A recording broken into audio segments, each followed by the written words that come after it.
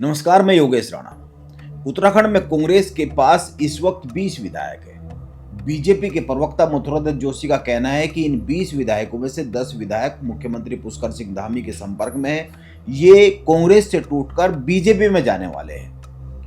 उत्तराखंड में कांग्रेस में 2016 के बाद एक बार फिर से बहुत बड़ी टूट होने जा रही है विधायकों की। यह दावा बीजेपी का है।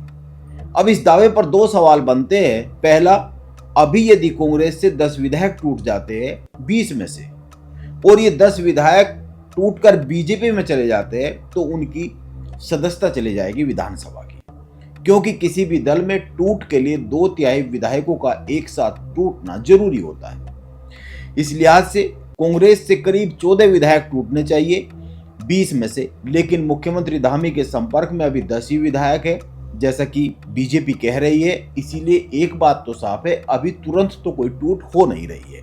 यह तो हुई पहली बात। अब दूसरा सवाल यह बनता है कि फिर यह टूट कब हो सकती है और कौन कौन विधायक टूटकर बीजेपी के पास जा सकते हैं, और इन 10 विधायकों को किस किस विधानसभा सीट से टिकट बीजेपी देने वाली है, दे सकती है।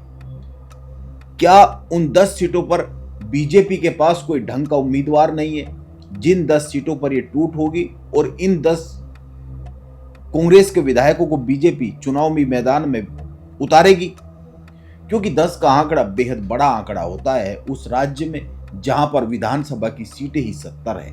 70 में से 10 सीटें तो कांग्रेस के उन विधायकों के लिए अभी से रिजर्व मानी जा सकती है जो टूटकर बीजेपी में जाने वाले हैं। यह सीट कौन कौन सी हो सकती है? ऐसे बहुत से सवाल है। बीजेपी के प्रवक्ता मथुरादत्त जोशी का क्या राजनीतिक खेल है कांग्रेस के साथ, वो क्या राजनीतिक खेल खेल रहे हैं, इसको समझने के लिए देश की राजनीति में घटी एक घटना को याद करना जरूरी है। मथुरादत्त जोशी खुद कांग्रेस से आए हैं बीजेपी में। उनको कांग्रेस की बहुत सारी कमजोरियां और मजबूत जो कड़ियां है उनको अच्छे से जानकारी है। इसीलिए वो कांग्रेस के साथ कौन सा खेल खेल रहे हैं इसको समझना चाहिए, और यह बात बार बार मथुरादत्त जोशी ही अधिक कहते हैं। कांग्रेस के विधायक मुख्यमंत्री के संपर्क में 1984 में इंदिरा गांधी की हत्या के बाद देश में एक सहानुभूति की लहर पैदा हुई, और सहानुभूति की इसी लहर पर सवार होकर कांग्रेस ने 415 सीटें जीती लोकसभा की, और देश के प्रधानमंत्री बने राजीव गांधी। राजीव गांधी ने अपने बेहद करीबी वीपी सिंह को रक्षा मंत्री और वित्त मंत्रालय का जिम्मा सौंप दिया। सरकार ठीक ठाक चल रही थी, लेकिन 1987 के अप्रैल माह में अचानक से भूचाल आ गया। एक विदेशी रेडियो ने एक खबर चलाई जिसमें बताया गया भारत की 410 बोफोर्स तोपों की जो डील हुई है उसमें 64 करोड़ रुपए की दलाली हुई है। वीपी सिंह के पास रक्षा मंत्रालय था, उन्होंने तुरंत ही जांच शुरू कर दी। कुछ ही दिनों में खबर यह आई कि जांच में स्विस बैंक के बहुत सारे अकाउंट नंबर मिले हैं, बिचौलियों के नाम मिले हैं, और भी बहुत सारे नाम सामने आए। इनमें एक नाम गांधी परिवार के बेहद करीबी का भी आया विदेश से। गांधी परिवार चौकन्ना हुआ और राजीव गांधी ने वीपी सिंह को रक्षा मंत्रालय से हटाकर वित्त मंत्रालय में भेज दिया। लेकिन वीपी सिंह माने नहीं, रुके नहीं। वो हाथ में बोफोर्स जांच की फाइल लेकर लोकसभा में खड़े हो गए। उन्होंने कह दिया, मैंने सच सामने लाने की कोशिश की, इसीलिए मुझे हटा दिया गया, मैं कैबिनेट से इस्तीफा देता हूं। ये बड़ी बात हो गई। वीपी सिंह के साथ अरुण नेहरू, अर्जुन सिंह, माधवराव सिंधिया, एनडी तिवारी, वीसी शुक्ला जैसे बड़े बड़े कांग्रेसी साथ में आकर खड़े हो गए।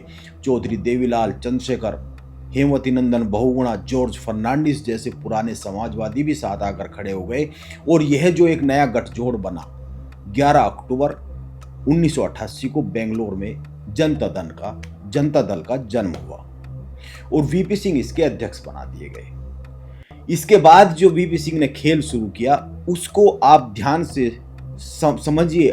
हालांकि ये राजनीति की इतनी बड़ी घटना है, इसको सभी जानते हैं, समझते हैं, लेकिन इसके बाद भी इसको बार बार याद करना, इस पर ध्यान देना इसलिए जरूरी हो जाता है कि राजनीति काम कैसे चलती है, करती है, नैरेटिव कैसे बनते हैं। देश में एक बड़ा जन आंदोलन खड़ा किया गया।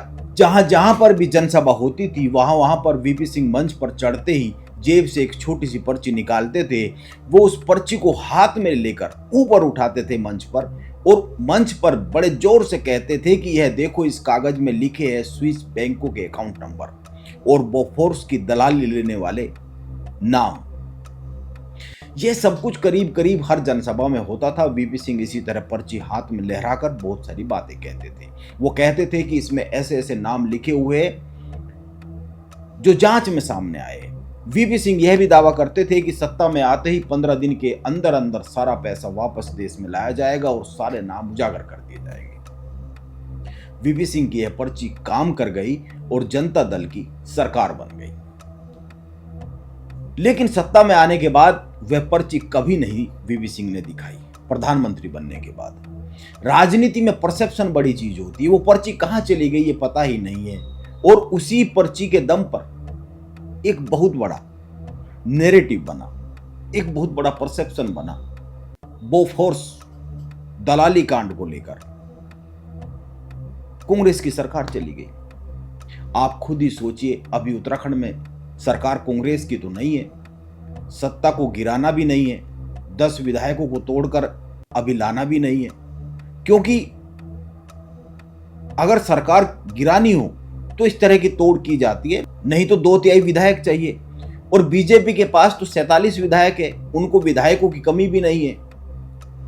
कौन विधायक यह चाहेगा चुनाव से करीब 1 साल पहले उसकी विधायकी चली जाए और वो जनता के आगे जाकर उपचुनाव में खड़ा हो जाए?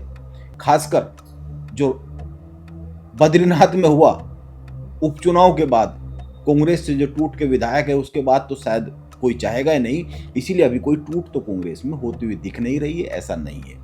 हाँ, हो सकता है आने वाले समय में हो जाए, जब चुनाव नजदीक आ जाए, ऐसा हो सकता है। कांग्रेस के कुछ विधायक बीजेपी के संपर्क में हो, यह चर्चा बार बार चलती भी है। कई सारे नाम भी लिए जाते हैं कि मुख्यमंत्री के संपर्क में है। मुख्यमंत्री की तारीफ कई सारे कांग्रेस के विधायक करते भी है, इसमें कोई दो राय नहीं है। लेकिन चुनाव में उम्मीदवारी की घोषणा जब होने लगती है, उसके कुछ समय पहले ही इस तरह की पार्टी में बड़ी टूट होती है। इतने पहले तो कतई नहीं होती, 1 साल पहले। मथुरा जोशी की बात में कुछ सच्चाई हो सकती है, हो सकता है चुनाव के वक्त कांग्रेस में कोई बहुत बड़ी टूट हो जाए। ये हर बार चुनाव के वक्त उत्तराखंड में कांग्रेस में होती है, लेकिन अभी तो यह एक मनोवैज्ञानिक दबाव की बात है। यह एक मनोवैज्ञानिक लड़ाई है जिसमें बीजेपी अधिक माहिर है कांग्रेस के मुकाबले। यह उसी तरह की बात है जैसा वीपी सिंह जेब से पर्ची निकाल कर कहते थे कि मेरे पास नाम है जो इसमें लिखे हुए हैं। इसी तरह से कौन से वो 10 विधायक है, उस बारे में अभी तो कुछ कहा नहीं जा सकता, बीजेपी भी नहीं कह सकती। अभी भी इन 10 विधायकों के नाम बीजेपी में उजागर करने वाला कोई नहीं है, खुद मथुरादास जोशी भी नहीं है। यह बात देहरादून के राजनीतिक गलियारों में अंदर खाने चर्चा में है। कांग्रेस के कुछ विधायक चुनाव से पहले टूट सकते हैं, लेकिन अभी तो नहीं। बाकी देखते होता क्या है। नमस्कार, मैं योगेश राणा।